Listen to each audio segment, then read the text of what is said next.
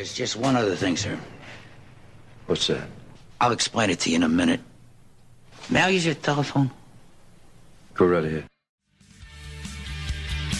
Welcome, ladies and gentlemen. Welcome back to the Sunday Wire. Again, I'm your host, Patrick Henningsen. We're streaming out live on the Alternate Current Radio Network and also at 21stcenturywire.com. And before the break, we told you we have a very special guest on the line. And our next guest is an Iraqi-born writer. He's a lecturer. He's also a very loud anti-war activist and has been for many years. And he's joining us now on the live link. His name is Sami Ramadani. Hello, Sami. How are you?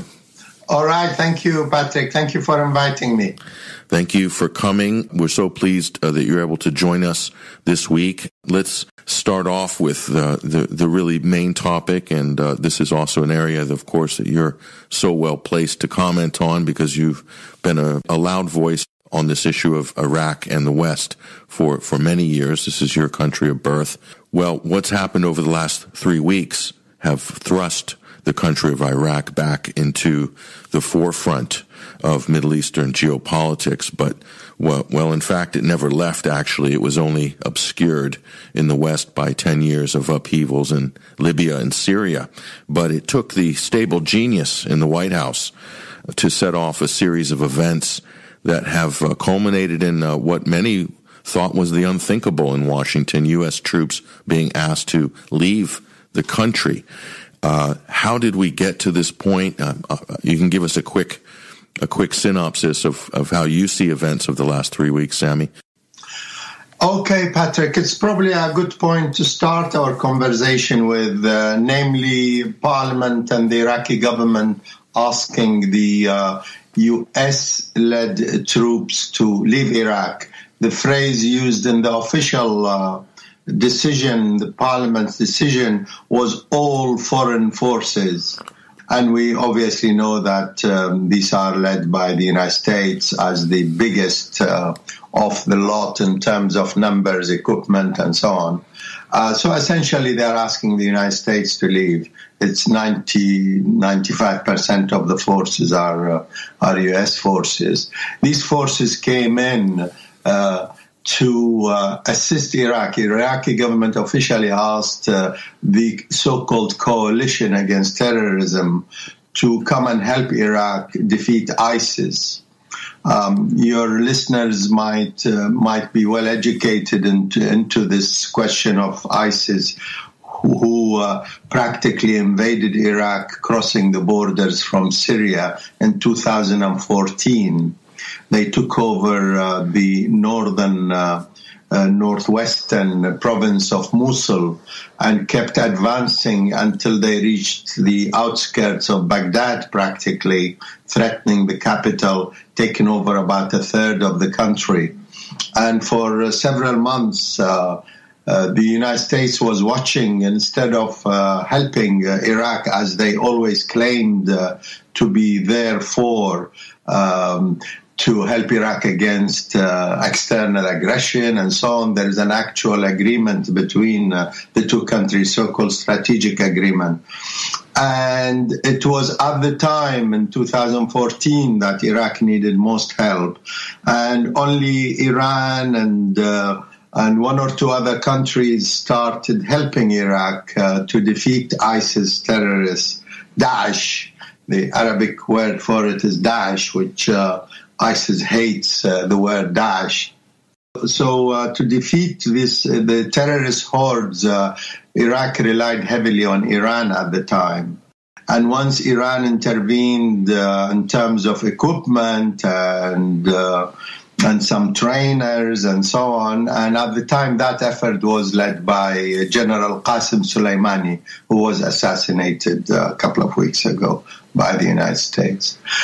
And that effort started succeeding in blocking the advance of ISIS. It was then that the United States decided to respond because they felt that Iraq is now well capable of repulsing the aggression, particularly after the voluntary force of the PMU, or PMF, Popular Mobilization Forces or Popular Mobilization Units.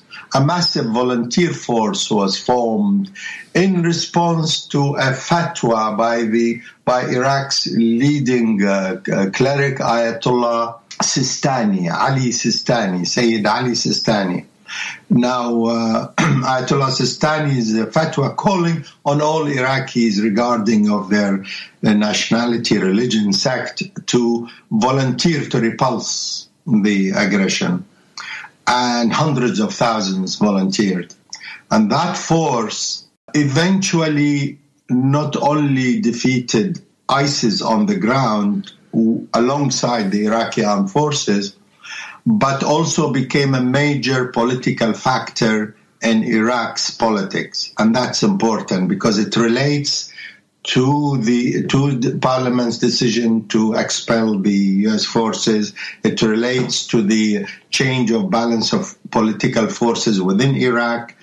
It is part of the mix, a very important part of the mix of developments, political developments in Iraq. The rise of the PMU forces has disturbed the United States enormously because although U.S. Air Force was helping in terms of defeating ISIS from the air, they were also caught trying to save some ISIS fighters to escape and so on. It's a long story, but the entry of ISIS in Iraq was at the time suspicious because it was backed by several political forces within Iraq who were allied to the United States. So the initial entry was called the Big Iraqi Revolution. The actual ISIS takeover of Mosul was described by the pro-US forces in Iraq as being a revolution, until ISIS started chopping people's heads and throwing people from top of buildings and raping women and trying to eliminate Christians, Shia, Muslims, Sunni Muslims who objected to their presence, and Yazidis, other minorities, until that ugly face of their own videos was shown. These forces, pro-US forces in Iraq, and the US itself was practically welcoming these hordes. So you're talking about a very complex political mix. On the one hand, the United States is pretending to fight against ISIS, but also at the time they were keen on overthrowing the Maliki government. Maliki was the prime minister when ISIS invaded Iraq.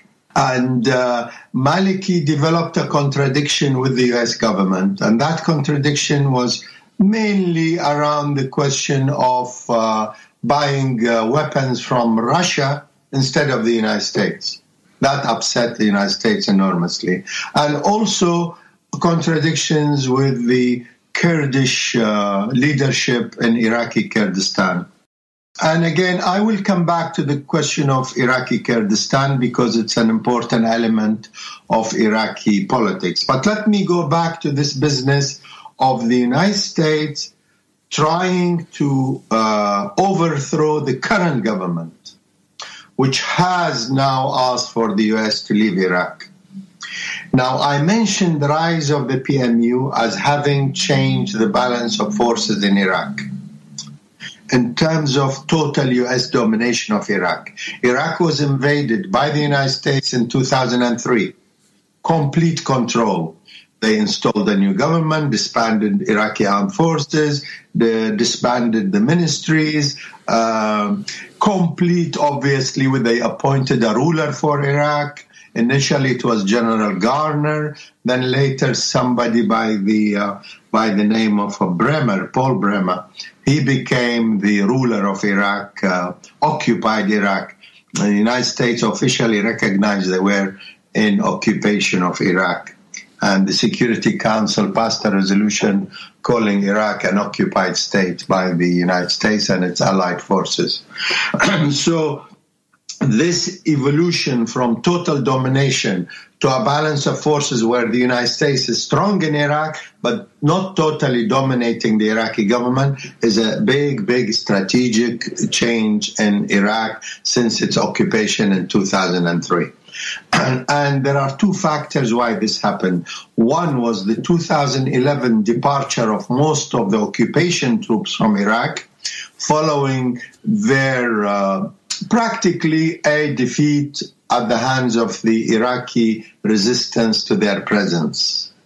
The United States lost 4,500 casualties, deaths amongst its soldiers, military personnel, and over 50,000, some estimate about 100,000 injured soldiers in Iraq. Because they kept rotating their forces as well. So the number of injuries was massive. Now, by 2011, the United States admitted to itself that it cannot defeat this type of resistance and decided to withdraw, and they withdrew most of the occupation forces. Now, this gave a breathing space for any Iraqi political force that is opposed to their presence, direct control, to grow a bit stronger. Then came what I described as the rise of the PMU, volunteer force, to defeat ISIS. That force remained in existence, and it became so powerful that the Iraqi government officially recognized it as part of the Iraqi armed forces. And that was a very, very significant development that upset the United States, because now you have hundreds of thousands under arms recognized by the Iraqi government as part of the Iraqi armed forces. And they are a very strong force. They are anti-U.S. presence very significantly in Iraq. So you have these two factors, the 2011 withdrawal and the breathing space for anti-US political forces in Iraq, as well as the rise of the PMUs as of 2014 onwards. And there are political forces in Iraq which back the PMUs in parliament and within the government. And this new prime minister, who was appointed last year, 2017, we are in 2020 now, 2018, about a year, just over a year ago. This new prime minister, by the name of al-Mouhendis, is born out of this new balance of forces. He's not anti-US per se, but he is willing to be independent of US control. And that's what he did, being part of this new balance of forces.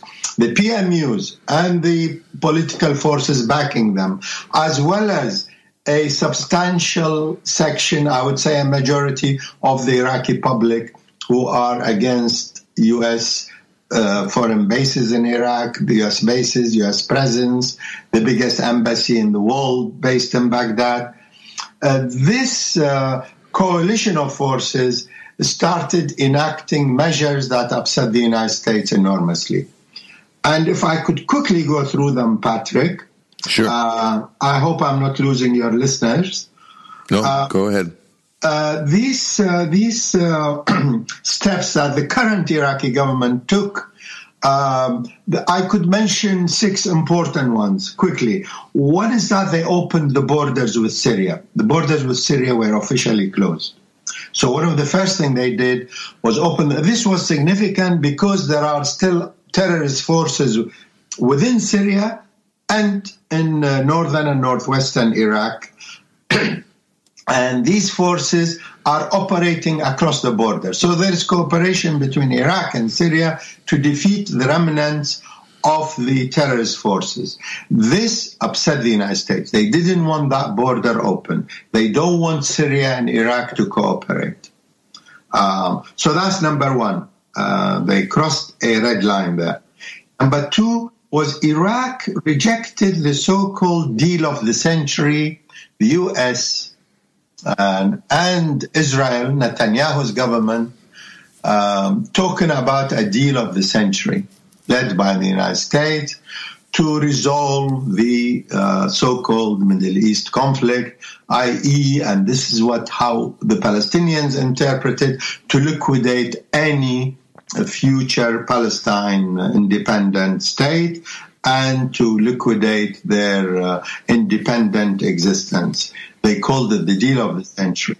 And Iraq refused to come on board. Saudi Arabia was on board, some of the Gulf states, and some of their pro-U.S. forces across the Middle East, they welcomed, but important states in the area like Lebanon, Syria, and also Iraq objected strongly, and Iraq refused. So that was important.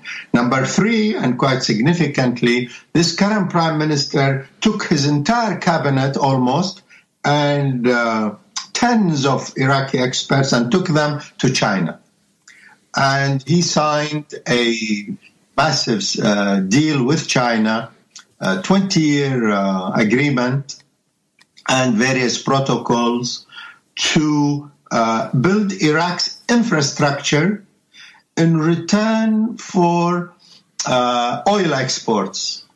So Iraq pays in oil a minimum of 100,000 barrels a day. China imports from Iraq about 850,000 barrels a day. A minimum of 100,000 of that will be reserved for infrastructures to be built by China in Iraq. And this could rise to about 300,000 barrels a day over the years, depending on the nature of the project. There are things like railway lines, hospitals, schools, roads, factories, electricity generation, all manner of projects, because we have to remember that the United States practically destroyed Iraq's infrastructure in the 2003 occupation of Iraq, the invasion of Iraq. United States destroyed. And before that, the various bombing raids on Iraq over 13 years, from 91 to 2003. There was massive economic blockade plus occasional air raids on Iraq. So Iraq's infrastructure was destroyed. And this is part of the effort of the Iraqi government, corrupt even though it is, and inept and popularly not so popular because of corruption, etc., has gone and did this with China. This people welcome because the country is practically on its knees in terms of infrastructure and productive units in agriculture and industry. And also strategically, the agreement includes building the FAO port in Basra. This will allow Iraq to have a proper deep sea port. This annoys all the Gulf states from Kuwait downwards, because Iraq will become independent of their ports and will have a proper deep sea port, because there are efforts by the United States to practically make Iraq landlocked. There is a gap that Iraq can use and build a strategic port there. A fourth factor in the U.S. getting upset is Iraq's refusal to impose sanctions on Iran. This was a huge problem as far as the United States was concerned, that Iraq, a country which has over 1,000 kilometers of borders with Iran, is refusing to apply sanctions on Iran. So that was upsetting to the U.S. A fifth factor was refusal to disband the PMUs, popularly known as the Hasht. Hasht means mobilization in Arabic. The PMU forces, Iraq refused to disband. And this was a major factor in the contradiction between the Iraqi government and Iraq and the United States. Number 6 factor was the collapse of talks between Saudi Arabia and Iraq. Saudis wanted to practically bribe Iraq into supporting U.S. policy in the region. This deal or potential deal collapsed. So you have all these factors, plus others, I don't want to go into too much detail, pushed the United States or the United States policymakers thought that's it, we have to remove Adel Abdel Mahdi's government. And they worked through their civil society organizations in Iraq. And this is very significant within an Iraqi context, that the United States, after the occupation of Iraq, established over 400 so-called civil society, non-governmental organizations in Iraq. They were ostensibly, supposedly charity organizations. They spread across Iraq. Some are to do with the social media presence, and some to do with charity activity, some to do with so-called human rights activity, and so on amongst youth, especially amongst the youth of Iraq. So you have a range of these hundreds, and they were officially paid at the time by Paul Bremer, the ruler of Iraq, $100,000 each to establish them. And this financial support continued ever since. They became quite strong. And they have a powerful social media presence. So whenever demonstrations, protest movements, legitimate public activity in Iraq erupts against corruption, against unemployment, improving people's basic lives, ruined after the occupation onwards by successive regimes established by the United States. These protests, they jumped on, especially after the appointment of Adel Abdel Mahdi. You notice enormous activity in the social media trying to ride the wave of legitimate popular anger, and trying to divert some of the slogans of the demonstrators. So you had hundreds of pro-US, driven by social media, so-called demonstrators infiltrating these popular protests.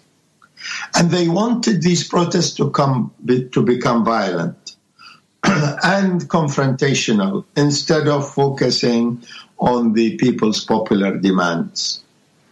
And this is exactly what happened. And they tried from day one of the demonstrations that started on 1st of October. That day it was a bit suspicious because it was backed by these NGOs and social media, but the response of the masses was massive. Hundreds of thousands of people went into the streets demanding their rights. But these infiltrators tried to make it violent, and simultaneously there were snipers on rooftops that started shooting the demonstrators. Hundreds died. Hundreds were killed. That angered the people no end. No one knew who was firing at them.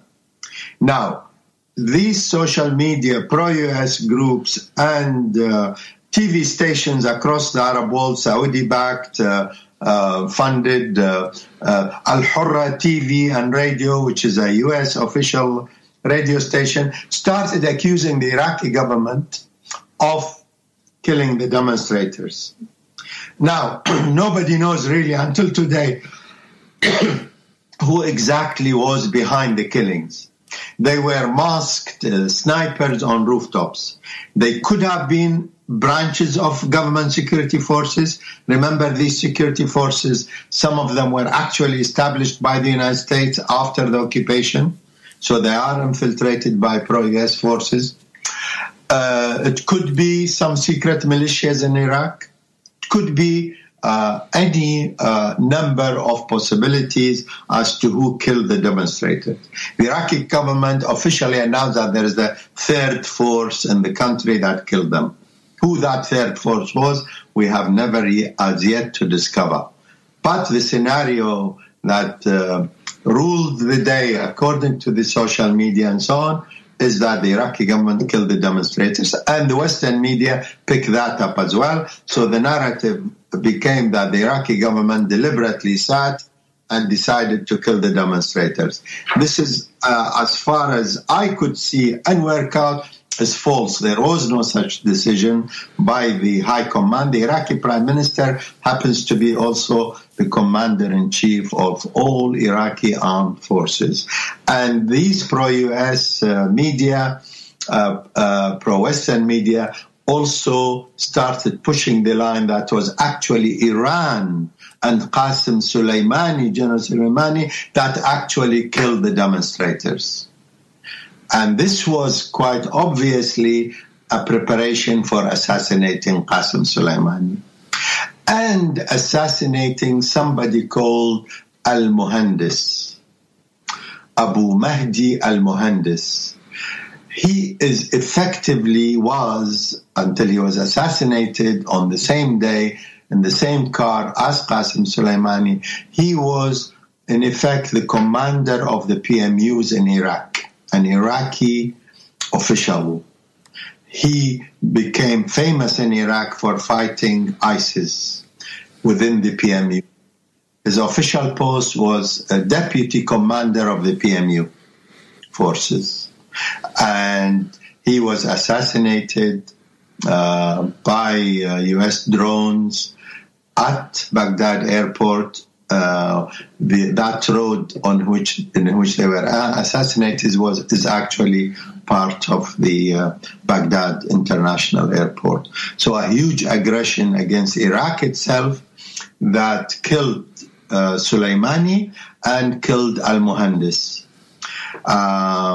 Soleimani was extremely popular, as you know, in Iran, but also popular among supporters of the PMU and among important sections of the public in Iraq for fighting against ISIS forces. This angered people no end. Angered obviously the Iraqi government because they did not know, they were not informed, and obviously they were shaken to their roots by the United States sending airplanes, killing an Iraqi official and a guest of Iraq. Soleimani was officially invited to come to Iraq, and he was due to meet Iraq's prime minister that morning, fatal morning, at 8:30 in the morning. He was due to meet al-Mahdi, the Iraqi prime minister. Now that triggered an enormous, important chain of events that we are talking about today, that led to enormous anger, that led to Iraqi Parliament approving a decision initiated by Iraq's Prime Minister. He asked personally, came to Parliament and asked Parliament to vote, to back him, to ask the US-led forces, all foreign forces in Iraq, to leave Iraq ASAP, as soon as possible. It was more or less an immediate request.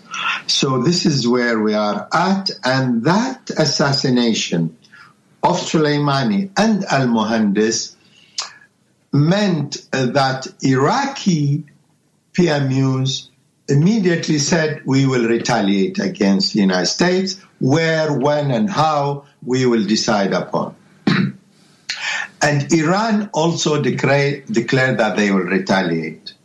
And within few days, Iran did retaliate, and they bombarded with ballistic missiles fired from Iran into 2 U.S. bases in Iraq. They are supposed to be Iraqi bases, but really, in effect, they are U.S. bases with thousands of troops in them. One is called Ain al-Asad, northwest Iraq, and one in the north, in Iraqi Kurdistan, in Erbil, that received 4 or 5 missiles, and the Ain al-Asad, the biggest U.S. base in Iraq, received 13 missiles, causing the base to practically shut down because it was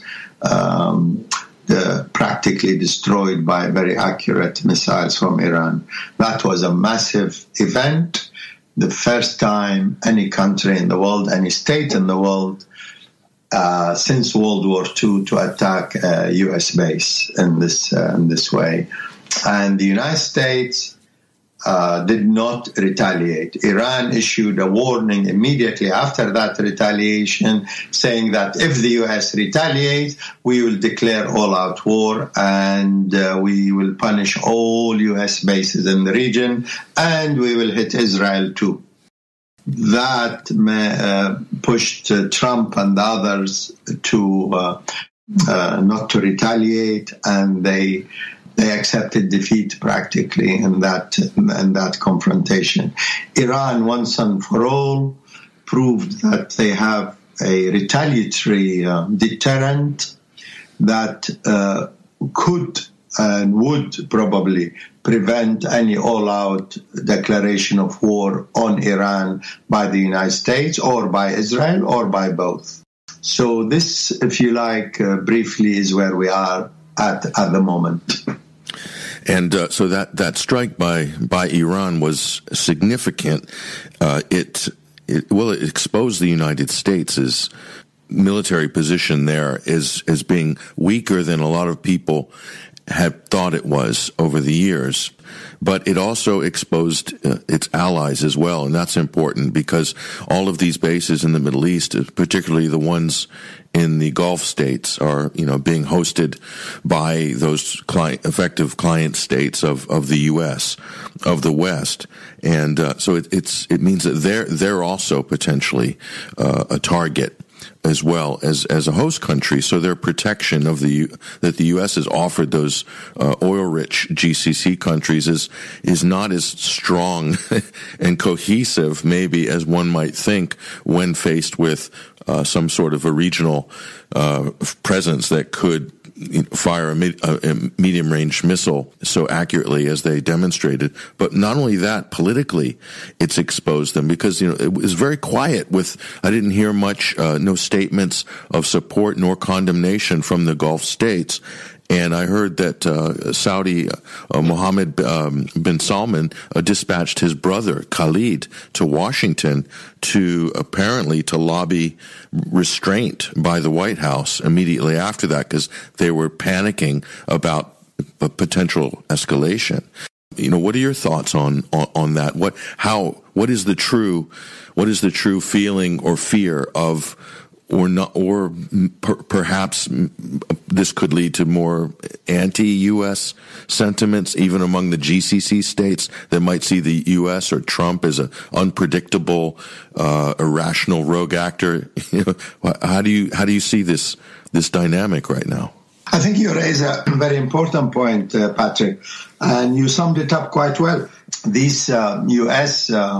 client states, practically, you're talking about Israel, Saudi Arabia, United Arab Emirates. These are the three states most closely allied to the United States. And Iran officially said that they will attack Israel by name, but any state in the region that acts as a host for U.S. bases. So they issued that warning to all these states, and they know who they are. They are the Gulf states, and perhaps even in Jordan as well. There is U.S. presence. So the warning is official from Iran, and once these missiles hit the U.S. bases, and the United States had to swallow that strike, all these states that you are talking about, Patrick, have to take note, obviously. Unless all these ruling regimes are planning to pack up and take their helicopters and leave the area, obviously they have taken note that they could no longer rely on the United States to protect them. Trump is on the record as saying that Saudi Arabia is paying him and some of the other Gulf states paying him hundreds of billions of dollars. in return for protection. He actually said it. He said that these regimes would collapse within 2 weeks without U.S. presence. And obviously he was threatening them to pay up more, because they did pay over $400 billion in forms of investments and all sorts into the United States economy. But this new development exposed these states. Actually, you refer to bin Salman asking for restraint. Netanyahu also is reported to have asked for restraint. Israel. Because part of the deterrent power that Iran has developed, or independently of it even, is the formidable rise of Hezbollah in Lebanon. Your listeners might remember that in 2000 and in 2006, Hezbollah defeated the Israeli invading forces in Lebanon. That was a historic development too, that Lebanon acquired a deterrent force against Israel.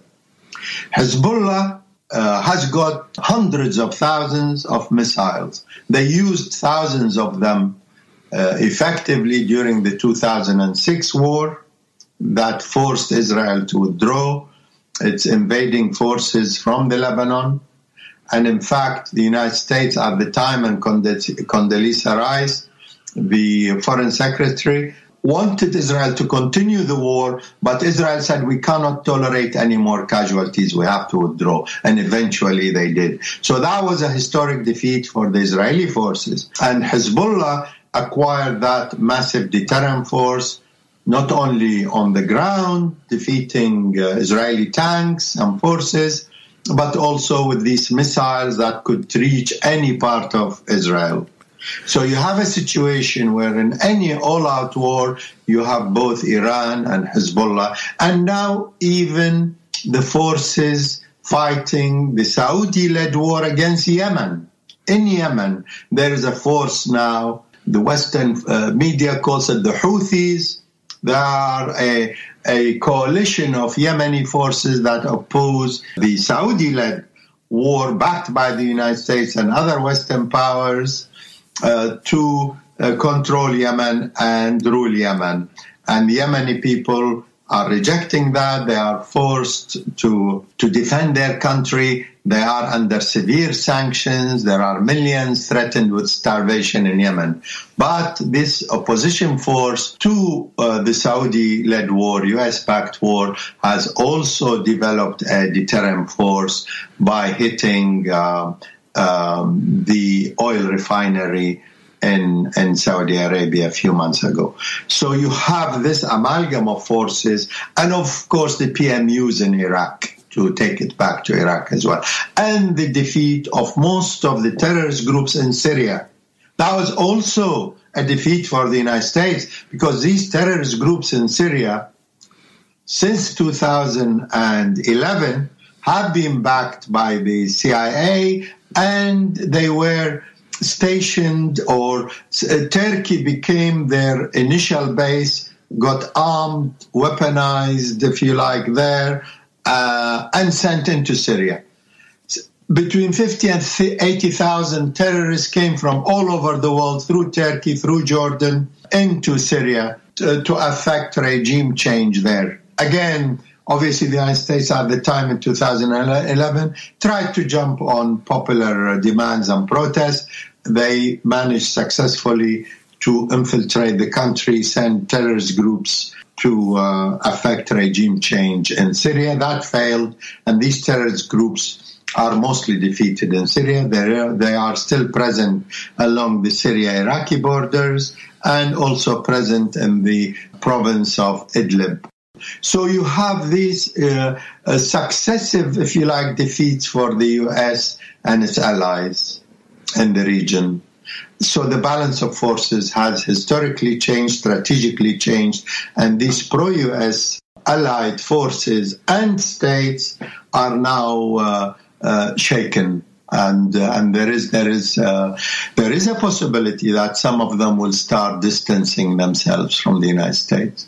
It's difficult to imagine because of their complete dependency on U.S. support, but I think there is a possibility they will start becoming less belligerent towards Iran and more cautious in what they say and do.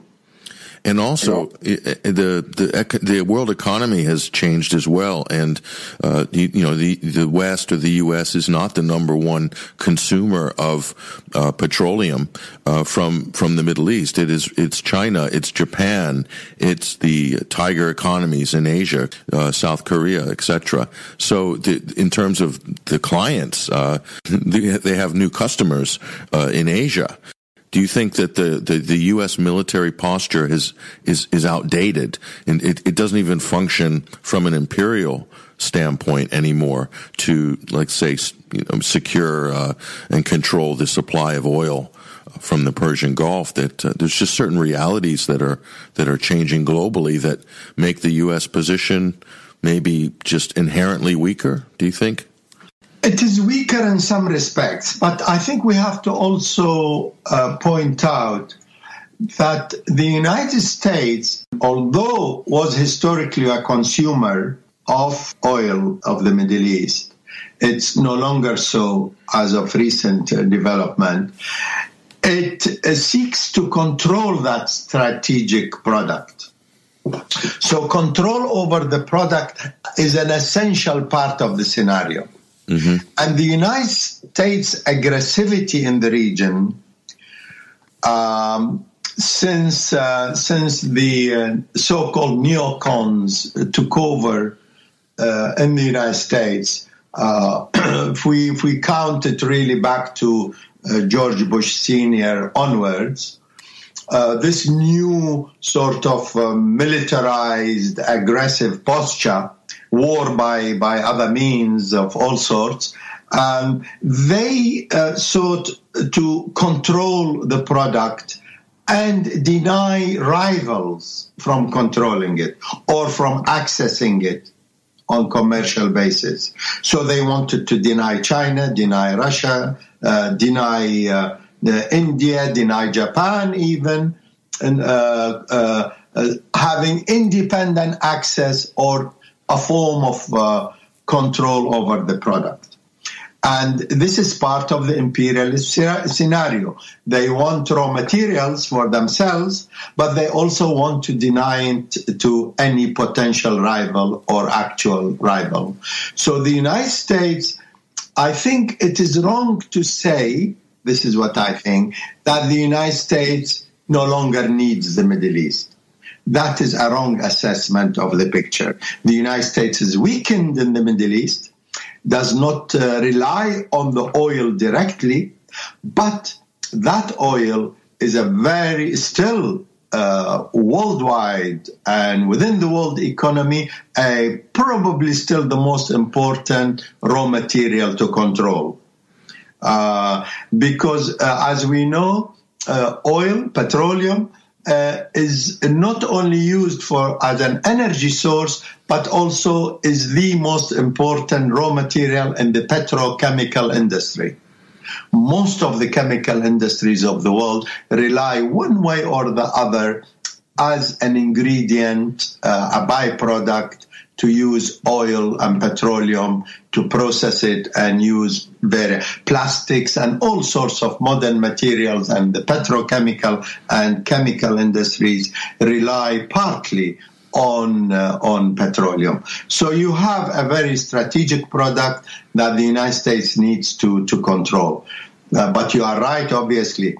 China does not even rely now on, because U.S. oil companies don't necessarily ship the oil or no longer ship the oil to the United States. They ship it all over the world. So they have control, some of these giant oil companies, over the distribution of the oil.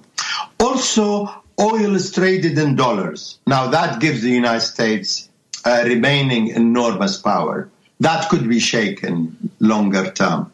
Because, for example, Iraq's deal with China is oil in return for products. That could easily bypass the dollar in future, because the main bank in which the equivalent sums of cash for this oil will be put in a Chinese bank, not in an American bank. Although a branch will be built, will be established in the United States as part of this deal, but the main bank holding the funds of the oil funds will be based in China. So there is evolution and development, and several countries are planning still to bypass the dollar. This could be a strategic development to weaken U.S. imperialist power.